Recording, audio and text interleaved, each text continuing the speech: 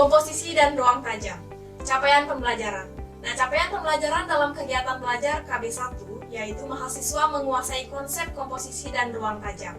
Subcapaian pembelajaran. Nah, setelah mempelajari modul ini, mahasiswa diharapkan mampu menjelaskan pedoman komposisi yang baik dalam pemotretan. Komposisi. Komposisi adalah rangkaian elemen gambar dalam suatu ruang atau format. Nah, dengan komposisi yang baik, maka foto akan lebih efektif dalam menampilkan pesan pembuatnya, serta memberikan rasa yang lebih kuat. Nah, ada beberapa hal yang bisa dijadikan panduan pemotretan sehingga menciptakan foto yang menjadi baik dan menarik. Pedoman tersebut yaitu, yang pertama penempatan objek, kemudian yang kedua garis, yang ketiga kedalaman, kemudian dilanjutkan dengan keseimbangan, irama, dan yang terakhir itu adalah format. Penempatan objek. Dalam fotografi, ada aturan untuk menempatkan objek dalam posisi yang tepat. Nah, sehingga menghasilkan foto dengan komposisi yang seimbang. Nah, aturan tersebut terkenal dengan sebutan aturan sepertiga atau rule of third. Nah, pada aturan sepertiga, untuk mendapatkan komposisi yang baik, maka objek utama atau subjek ditempatkan di sepertiga bagian dari daerah gambar atau frame. Nah, bisa sebelah kiri atau kanan, baik itu foto dengan format horizontal atau berdiri, maupun vertikal atau mendatar. Nah, pada umumnya foto akan lebih dinamis apabila objek utamanya tidak di pusat gambar. Aturan sepertiga atau rule of third ditetapkan dengan cara yaitu, yang pertama, membagi bidang gambar menjadi sepertiga bagian sama besar secara horizontal dan vertikal dengan menarik masing-masing dua garis horizontal dan vertikal. Yang kedua, tempatkan point of interest dari subjek utama pada titik perpotongan garis-garis tersebut atau di dekatnya dengan kata lain sepertiga jarak dari tepi kiri atau kanan dan atas atau bawah bingkai gambar. Yang ketiga, penempatan objek tidak di tengah gambar sehingga pengambilan gambar menjadi lebih dinamis. Garis. Garis merupakan elemen desain gambar tertua.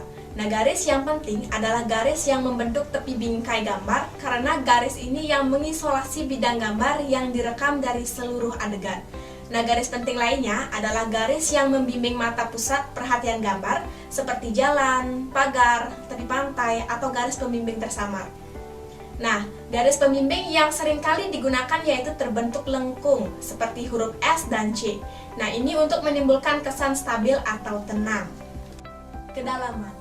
Untuk menambah kesan 3 dimensi dalam gambar 2 dimensi, diperlukan suatu kedalaman atau perspektif yang akan menimbulkan ilusi jarak dengan menciptakan ruang yang tidak ada dalam bidang gambar. Contohnya, garis-garis yang bertambah sempit dari jalan raya atau rel kereta api, objek-objek yang bertautan, perbedaan ukuran dengan objek jauh terlihat lebih kecil daripada objek yang dekat, kemudian perspektif areal dengan objek yang jauh terlihat kurang kontras, dan menempatkan objek yang gelap di latar depan. Keseimbangan. Dalam sebuah foto diperlukan keseimbangan visual.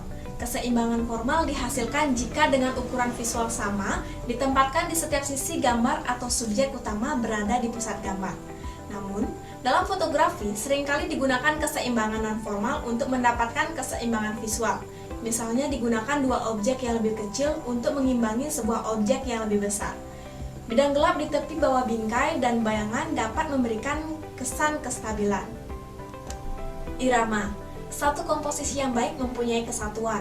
Hal ini dapat diperkuat dengan suatu irama yang berbentuk pengulangan garis, tekstur, bentuk, dan warna dalam gambar seperti pola jendela bangunan, teras, sawah, dan gelombang laut.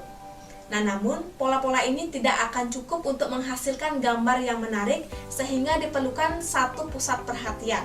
Sebagai contoh, satu jendela dengan tirai berwarna, seorang petani di sawah, dan perahu di tengah lautan akan menjadi pusat perhatian, dapat diberi tekanan dengan warna kontras, arah penyinaran, bentuk, dan tekstur.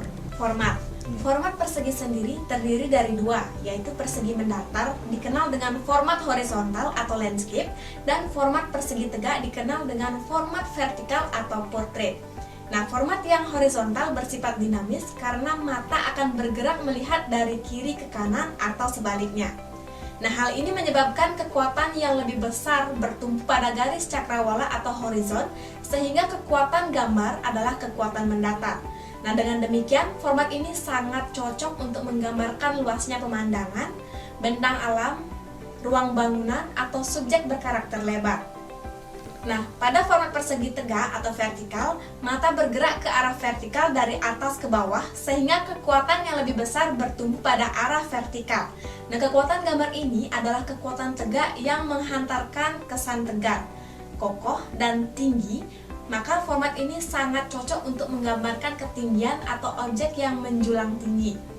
Nah, keuntungan lainnya adalah ruang horizon yang lebih mengakibatkan ketegangan pandangan atau stressing sehingga memaksa pandangan bertumpu atau jauh lebih kuat pada objek sehingga efektif digunakan untuk menampilkan potret manusia karena objek akan mendapatkan pandangan secara utuh.